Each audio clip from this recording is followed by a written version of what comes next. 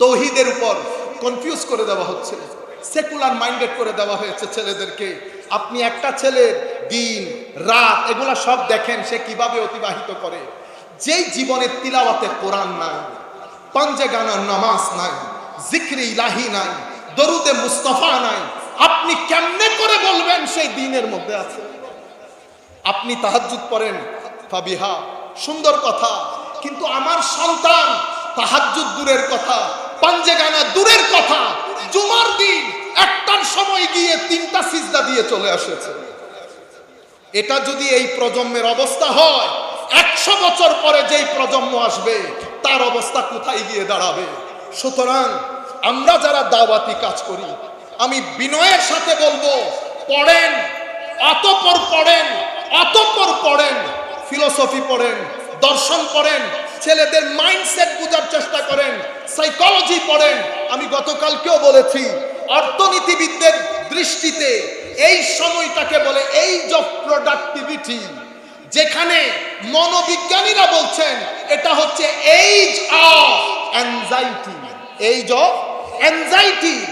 অথচ আমরা যেই জগতে বসবাস করছি, হুজুর কি যোগাযোগ, এখানে কিছু হয়ে গেলে 2 মিনিটে আমেরিকায় খবর চলে যায়, এটাকে হাইপার কানেক্টিভিটি বলে। অথচ গবেষকরা বলছেন এই প্রজন্ম পৃথিবীর সবচেয়ে একাকী প্রজন্ম, the most loneliest nation in the history. এখন আমরা তাদেরকে রক্ষা করব, কিভাবে রক্ষা করব সেই কথাগুলো আপনাদেরকে কিছুক্ষণের মধ্যে বলে শেষ করে দিচ্ছি। তাইলে তৌহিদে আঘাত পড়ছে, ছেলেদের ইমান নড়ে বড়ে হচ্ছে, ইমান নড়ে বড়ে হচ্ছে। এরপরে আমরা যখন বক্তব্য দিতে আসি, আমাদের বক্তব্যগুলো অনলাইনে যায়, এগুলা নিয়ে হাসি তামাশা হয়। এগুলা এইটিজম প্রচারে, সেকুলারিজমের জনপ্রিয়তার ক্ষেত্রে কি পরিমাণ ভূমিকা রাখে আপনি কল্পনাও করতে পারবেন না। আপনারা বুঝতে পেরেছেন? সংক্ষিপ্তভাবে এটা এখানে রাখি। এরপরে দ্বিতীয় অংশ মুহাম্মদুর রাসূলুল্লাহ সাল্লাল্লাহু আলাইহি ওয়াসাল্লাম। এখন এই অংশের জন্য তারা প্ল্যান বানিয়েছে যে উম্মতে মুসলিমার শুধুমাত্র ঈমানটা রাখবে, যোগটা কেড়ে নিবে, যোগটা কেড়ে নিবে। যোগটা কেড়ে নিতে হলে কি করতে হবে? তো মুহাম্মদকে সাল্লাল্লাহু আলাইহি ওয়াসাল্লাম একেবারে সাধারণ মানুষের কাতারে এনে দাঁড় করিয়ে দিতে হবে। সেবা কিভাবে? সেটা তরুণ প্রজন্ম যেহেতু অসম্ভব রেশনাল প্রজন্ম, তাদেরকে বুঝাতে হবে উনি একজন নবী, আল্লাহ উনাকে নবী বানিয়েছেন, সেই কারণে উনি নবী, নতুবা উনি আমাদের মতোই মানুষ, উনি আমাদের মতোই মানুষ। বুঝতে পেরেছেন? এই হচ্ছে মূল মেসেজ। এই মেসেজটাকে জনপ্রিয় করার জন্য বড় বড় বক্তা ভাড়া করা হয়েছে। তারা তাদের জবানগুলো ইস্তেমাল করে, কি বলে? আবে হালা আলী, আবে হালা আলী, আলী মদ খেয়েছেন, ইন্না লিল্লাহি ওয়া ইন্না ইলাইহি রাজিউন। কোন দুষ্ট বিধর্মী ইহুদি বললে ভালো লাগে, মুসলমানের সন্তান তখন আবার মাথায় আসে, আরে ইয়াজিদ এই বাহিনী তো আমার নবীর পবিত্র দৌহিত্রের গলায় ছুরি চালিয়েছে। যারা গলায় ছুরি বসাতে পারে তারা হ্যান কথাও বলতে পারে। এরপরে জবানগুলা দেখেন, আপনারা ভালো করে জানেন, আমি ওই জায়গায় ঢুকতে চাচ্ছি না। এই জবানগুলোর মাধ্যমে আমার নবীর ব্যাপারে শব্দ চয়নের যে গায়রত সেটা খতম করে দিয়েছে। যার যা মন চায় বলা শুরু করেছে। উনি পড়তে জানেন না, উনি লিখতে জানেন না, উনি এই, উনি সেই, উনি এটা জানেন না। না জানতে না জানতে সাধারণ মানুষ, দুষে গুণে মানুষ, শুধুমাত্র টার্গেট একটা, সাধারণ মানুষের কাতারে এনে দাঁড় করানো, যাতে 50 বছর আগত পরে আগত প্রজন্ম যেন উনাকে আমাদের মতোই মনে করে। এখান থেকে যোগ বের করা হয়েছে, জজবা বের করা হয়েছে। যেই জজবার কারণে ফারুক আজম, উসমানে গনি, আবু বকর, উমররা আমার নবীর থুতু মুবারক মুখে মুখে লাগিয়েছে। এই যোগ পরিপূর্ণরূপে খতম করে দেওয়া হয়েছে। এরপরে দ্বিতীয় যেটা করেছে সেটা, এই যোগ শিক্ষা দেওয়া হয় খানেকা থেকে। এই যোগের শিক্ষা কোথায় দেওয়া হয়? খানেকা থেকে। যেহেতু খানেকা থেকে দেওয়া হয়, তো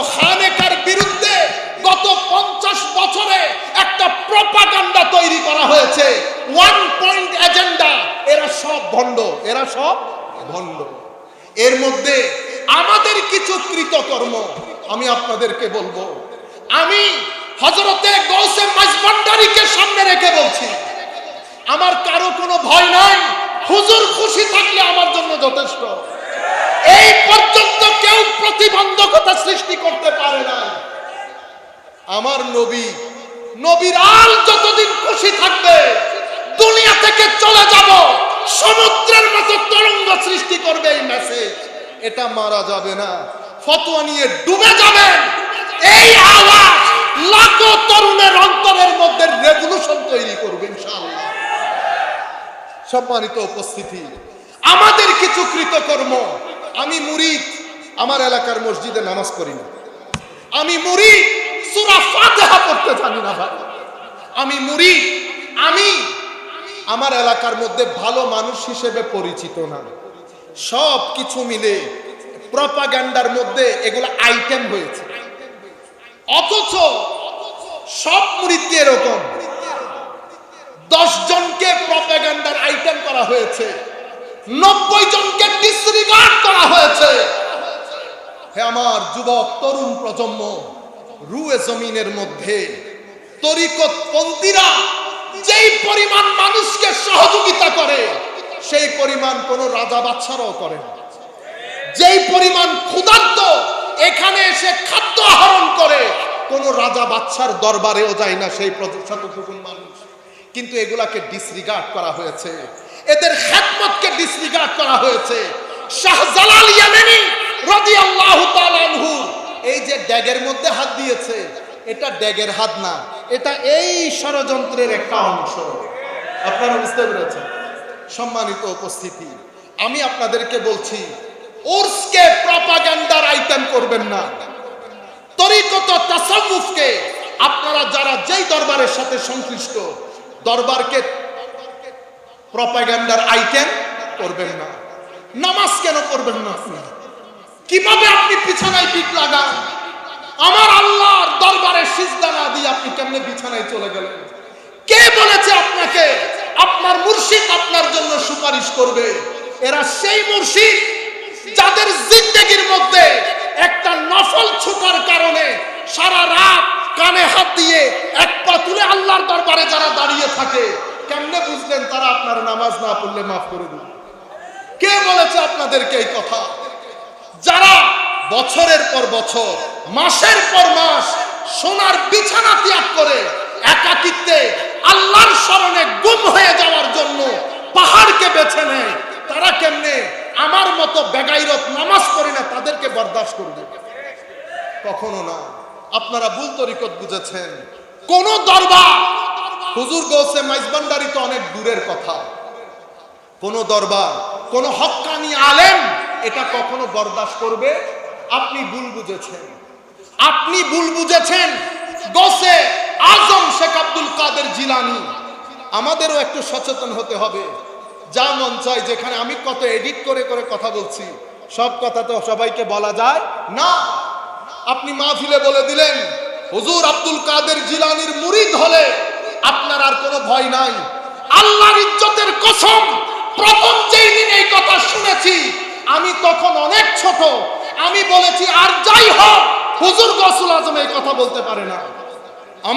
আমার নবী যেখানে বলে নাই আমার উম্মতের জন্য কোনো ভয় নাই, পেরেশানি নাই, সেখানে হুজুর গৌসুল আজম কেমনে বলবে আমার মুরিদের কোনো ভয় নাই? পরে দেখলাম বলেছে, কিন্তু যাকে আমি মুরিদ বলেছি তাকে বলে নাই। মুরিদি আমার মুরিদ, লা তাখাফ, ভয় নাই। মুরিদকে হুজুর এটার উপরে লিখেছে আল ইরাদা, আল মুরিদ ওয়াল মুরাদ। এটার উপরে হুজুর পৃষ্ঠার পর পৃষ্ঠা লিখেছে মুরিদ কাকে বলে। এক কথাই যদি বলি তো মুরিদ সেই ব্যক্তির নাম যেই ব্যক্তি নিজের চাওয়া পাওয়াকে ছেড়ে দিয়ে আল্লাহর চাওয়া পাওয়ার মধ্যে নিজেকে ফানা করে বাকার স্তরে পৌঁছে গেছে, তাকে মুরিদ বলে। আমি কোন মুরিদের তালে আছি? সুতরাং বক্তা, আমি নিজেকে বলছি সাবধান হও জবান ইউজ করতে। কারণ আপনার এই বক্তব্যটা রং জায়গায় নিয়ে মানুষকে বোঝানো হয়েছে, হে মানুষ দেখো এদের বক্তব্য, এদের মুরিদের বলে কোনো ভয় নাই। কেন বলছি? আমাকে এই কথা ইন্ডিয়ান এক ছেলে দেওবন্দের, অনেকক্ষণ কথা হয়েছে, শেষে উনি আমাকে বলছেন, দেওবন্দের অনেক বড় আলেম, আমরা তো ছোটখাটো লোক, আমাকে বলতেছে হুজুর তাইলে একটা কথা বলেন, মুরিদি লা তাখাফ আল্লাহ, এটার ব্যাপারে আপনার অভিমত কি? তা আমি বললাম অভিমত দেব পরে, আপনি আগে বলেন এই কথা আপনি কোথায় পড়েছেন? তো আমি শুনেছি। তা আপনি তো বড় জুলুম করেছেন আমার গৌসের উপরে। তো কেমনে? আল্লাহ মুনি যেই কিতাবে পড়েছেন অন্তত ওই কিতাবটা পড়ে আসতেন, ওই কিতাবটা পড়ে আসতেন, তারে কি আর বলতে পারছি? আপনি সুন্নি হলে না বলতাম সুন্নিদের পড়তে হয় না, সুন্নিদের পড়তে হয়, একদম পড়িয়েন না, কোনো দরকার নাই। কারণ আপনার আমার জন্য তো আমার নবী দাঁড়িয়ে আছেন সুপারিশ করার জন্য, নিজের নাতিকে তলোয়ারের নিচে দিয়ে দিয়েছে, আর আপনি নামাজ না পড়লে আমার নবী ওখানে দাঁড়িয়ে আছে আপনার সুপারিশের জন্য। সৈয়দনা আসগর, সৈয়দনা আকবরকে তলোয়ারের নিচে দিয়ে দিয়েছে, ফারুক আজম জিন্দেগি দিয়ে দিলেন, ওসমানে গনি জিন্দেগি দিয়ে দিলেন, আলী কাররামাল্লাহু ওয়াজহাহুল কারীম জিন্দেগি দিয়ে দিলেন, ইমামে হাসান জিন্দেগি দিলেন। আপনি কেমনে চিন্তা করলেন নামাজ না পড়ে আপনি গুড়গুড়িয়ে বেহেশতে ঢুকে যাবেন? হে যুবক, আপনাকে ভুল বোঝানো হয়েছে। আমার নবী শাফাত অবশ্যই করবেন, আমরা গরিবদের জন্য করবেন, কিন্তু আমি এরকম বেগাইরত হয়ে আমার নবীর সামনে কেমনে দাঁড়াবো? এরকম বেগাইরত হয়ে আমার নবীর সামনে কবরের মধ্যে মুখ কেমনে দেখাবো? আমার নবীর দরবারে সাহাবী আসলেন, বলতেছেন ইয়া রাসূলুল্লাহ কি করলে বেহেশতে যাবে? আমার নবী বললেন লা ইলাহা ইল্লাল্লাহ মুহাম্মাদুর রাসূলুল্লাহ, সালাত, যাকাত, সওম, হজ, আর কিছু আছে? কোনাই। ইয়া রাসূলুল্লাহ কথা দিলাম বেশিও করব না কমও করব না, তবে এই জিনিসটাকে ছাড়বো না। বেচারা হাসি আনন্দে দরবার থেকে চলে যাচ্ছে, আমার নবী আনন্দে দেখাচ্ছে, হে মানুষ দেখো জান্নাতি, দেখো এই জান্নাতিকে দেখো, সেই ব্যক্তি জান্নাতি। এখন আপনি নামাজ নাই, দোয়া নাই, হজ নাই, যাকাত নাই, ঘুষ নেন, রিশওয়াত নেন, গালাগালি করেন, অশ্লীলতা করেন, এত কিছুর পরেও আল্লাহ যে জমিনের মধ্যে আমাদেরকে থাকতে দিয়েছেন লাখ সিজদা আল্লাহর দরবারে। সুপারিশ, শাফাআত এত সহজ বিষয় না। যদি সহজ বিষয় হইতো ইমামে হুসাইন কারবালার প্রান্তরে যেত। সম্মানিত উপস্থিতি, এই আইটেম দিয়ে মুহাম্মদুর রাসূলুল্লাহ সাল্লাল্লাহু আলাইহি ওয়াসাল্লামের পরে তরিকত এবং তাসাউফের পুরা দরবারগুলোকে এই প্রজন্মের কাছে ভণ্ড বলে প্রতিষ্ঠিত করে দিয়েছে, ভণ্ড বলে প্রতিষ্ঠিত করে দিয়েছে। এখন এই জায়গায় আঘাত আমাদেরকে হানতে হবে, কারণ আমরা এই জায়গার জন্য দায়ী। সুতরাং প্রত্যেক যুবক আজকের পর থেকে আমরা বেনামাজি থাকব না। সূরা ফাতিহা শিখবেন, কোরআন কেমনে পড়ে শিখবেন, তিলাওয়াতে কোরআন ছাড়া যেন কোনো দিন না যায়। আপনার কথা কি বলবো, আমি নিজেও পড়ি না। হায় হায়, এমন জমানা এসেছে, এমন জমানা এসেছে। তাসাউফের কিতাব, আমি সুফি, জিন্দেগিতে একটা তাসাউফের কিতাব পড়ি নাই। আমার গৌসুল আজমের মনে কষ্ট লাগবে না, আমি এত কষ্ট করে কিতাব লিখে গেলাম। সাধারণ মানুষ দূরের কথা, তো আমরা যারা বক্তব্য দিই, আমিও জীবনে পড়ি নাই, তারে বলছি আপনি এত কথা আমাকে যে বলতেছেন, যেই কিতাবের মধ্যে উনি মুরিদি লা তাখাফ আল্লাহ বলেছেন, সেই কিতাবের মধ্যে উনি মুরিদের সংজ্ঞাও দিয়েছেন। আপনি মুরিদের সংজ্ঞাটা পড়ে নেন। তো আপনি আমাকে দেখান, আমার কাছে এখানে ছিল বই, আমি বললাম পড়ে দেখেন। আল মুরিদ ওয়াল মুরাদ, মান হুয়াল মুরিদ ওয়া মা হুয়াল মুরাদু ওয়াল মুরিদ, মুরিদ কাকে বলে, মুরাদ কাকে বলে। উনি যখন পড়েছেন উনি বলছেন ইন্না লিল্লাহি ওয়া ইন্না ইলাইহি রাজিউন। আমি দুঃখ প্রকাশ করছি, কিন্তু আপনাদের বুঝানি তো ভুল। আপনি যখন মুরিদি লা তাখাফ আল্লাহ বলেন, তখন যদি মুরিদ কাকে বলে এটাও বুঝিয়ে দিতেন, আমার মধ্যে এই ধরনের দুর্দশা পয়দা হইতো না। আখলাক, এই তিন জায়গা থেকে ষড়যন্ত্রটা হয়েছে। হয়ে আমাদের আখলাক, টিভি নাটকগুলো দেখেন, এই 10 বছরের মধ্যে টিভি নাটকগুলো অশ্লীলতার সমস্ত হদ ক্রস করে ফেলছে। কারণ বিশ্ব তাকিয়ে আছে তরুণ প্রজন্ম যেন কোনোভাবেই খানেকামুখী হইতে না পারে।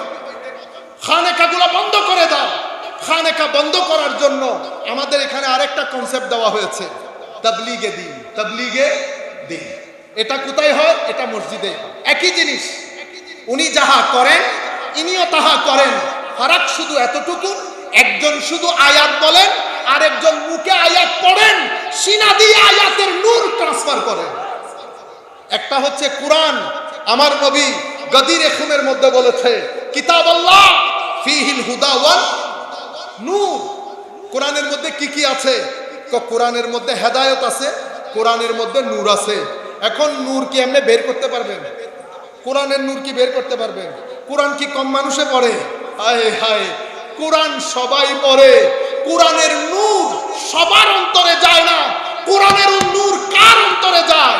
আমার নবী বলছেন ওয়া আলু বাইতি, একটা কোরআন আর একটা নূরে কোরআন, একটা কোরআন আর একটা নূরে কোরআন। দুটি জিনিস রেখে যাচ্ছি, কোরআন থেকে কোরআন পড়বা, আলে রাসূলের সিনা থেকে কোরআনের নূর নিবা। দুইটা যখন একসাথে হবে হেদায়েত হবে, দুইটা যখন একসাথে হবে হেদায়েত হবে। তুমি পথভ্রষ্ট হবে না। শুধু কোরআন নূরহীন, নূর এবং কোরআন প্লাস হেদায়েত, হেদায়েত হলে আপনি পথভ্রষ্টতা থেকে বেঁচে যাবেন। সেই নূর বিতরণের জন্য আউলিয়ায়ে কেরাম যেখানে গিয়েছেন খানেকা খুলেছেন। খানেকা হচ্ছে নূরে কোরআন বিতরণকারী, মাদ্রাসা হচ্ছে কোরআন বিতরণকারী। এক জায়গা থেকে কোরআন শিখবেন, আরেক জায়গা থেকে নূর নিবেন। কোরআন এবং নূর যখন একসাথে হবে হুসাইনিয়ত হবে। এটা ছাড়া ইয়াজিদিয়তের দিকে যাবেন। ইয়াজিদিয়তের মধ্যে তিলাওয়াত ছিল, নূর ছিল না। হুসাইনিয়তের ওই তাবুর মধ্যে তিলাওয়াতও ছিল, নূরও ছিল। আল্লাহ রাব্বুল আলামিন আমাদের হামি ও নাসের হোক। 20 মিনিটের জন্য দাঁড়িয়েছিলাম, অনেক সময় চলে গেছে। আর না, আমি এমনিতে 20 মিনিট বলবো খেয়াল করেছি। আমি আমার বক্তব্যগুলো ইনশাআল্লাহ ধারাবাহিকভাবে আপনারা পাবেন। আল্লাহ আমাদের হামি ও নাসের হোক। মওলাই করিম আমাদেরকে কবুল করুক। আমরা যে কথাগুলো বলেছি দলন আমরা ধারণ করার চেষ্টা করি। কোরআন পড়বেন, দরুদ পড়বেন, নতুবা মানসিক অশান্তি থেকে বাঁচতে পারবেন না। ওমা আলাইনাল বালাগুল মুবিন। আসসালামু আলাইকুম ওয়া রাহমাতুল্লাহি তাআলা ওয়া বারাকাতুহু।